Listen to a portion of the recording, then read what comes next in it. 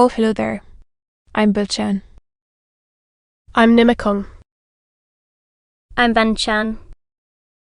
In this class, I'll read to all of you Chapter 10, Section 3 of the Adventures of Sherlock Holmes. Ass. Ah. The Adventures of Sherlock Holmes. Author Conan Doyle. Chapter 10, Section 3. 2. As he swept off his very burned hat, was grizzled round the edges and thin up on the top. As to his dress, it was careful to the verge of foppishness, with high collar, black frock coat, white waistcoat, yellow gloves, and leather shoes, and light-coloured gaiters. He advanced slowly into the room, turning his head from left to right, and swinging in his right hand the cord which held his golden eyeglasses. Good day. Wall Street, Simon said Holmes, rising and bowing. Pray take the basket chair. This is my friend and colleague, Dr. Watson. Draw up a little to the fire. A most painful matter to me, as you can most readily imagine. Mr. Holmes, I have been cut to the quick. I understand that you have already managed several delicate cases of this sort.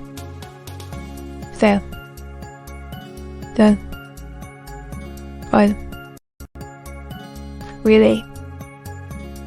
I had no idea. What? You can understand, said Holmes swiftly. Of course. Very right. Very right. I'm sure I beg pardon. As to my own case, thank you. I have already learned all that is in the public prints. Nothing more. I presume that I may take it as correct this article. For example, Wall Street. Simon glanced over it. Yes. It is correct. But it needs a great deal of supplementing before anyone could offer an opinion. In San Francisco, I was amused by her society. In mining, he had nothing a few years ago.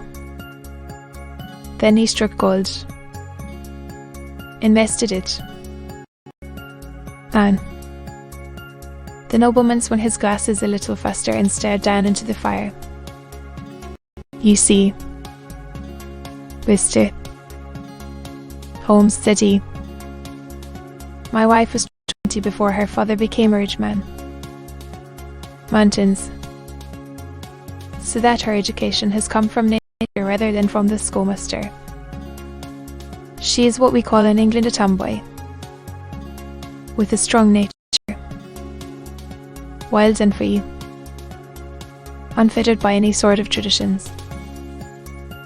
She is impetuous volcanic. I was about to say, she is swift in making up her mind and fearless in carrying out her resolutions. On the other hand, Omen, of a very lovely woman.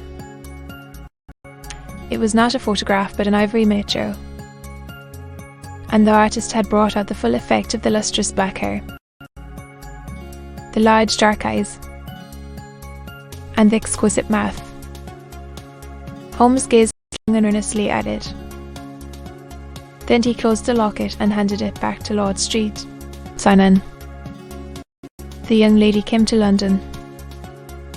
Then, yes, her father brought her over for this last London season. I met her several times. Became engaged to her. She broke. I understand. I fared away. And this, of course, remains to you. Very naturally not. Never bitter. Indeed. That is very interesting. Well, to tell the truth, just a little sharp. The incident, however, pray let us have it. Well, it is childish. She dropped her bouquet as we went towards the vestry. She was passing the front pew at the time, and it fell over into the pew. There was a moment's delay, but the gentleman in the pew ended it up to her again, and it did not appear to be the worse for the fall. Yet when I spoke to her of the matter, she answered me abruptly, and in the carriage, on our way home. Indeed, you say that there was a gentleman in the pew. Some of the general public were present. Well, yes. No. I call him a gentleman by courtesy, but he was quite a common-looking person. I hardly noticed his appearance. Lady Street, Simon. Then, Date. Alice is her name. A little too much so. It seemed to me that her mistress allowed her to take great liberties. Still, of course. Well, a few minutes. Lady Street, and American slang is very expressive sometimes. Alone. She was very independent in little matters like that. And after we had sat down for 10 minutes or so, she rose hurriedly. To be continued.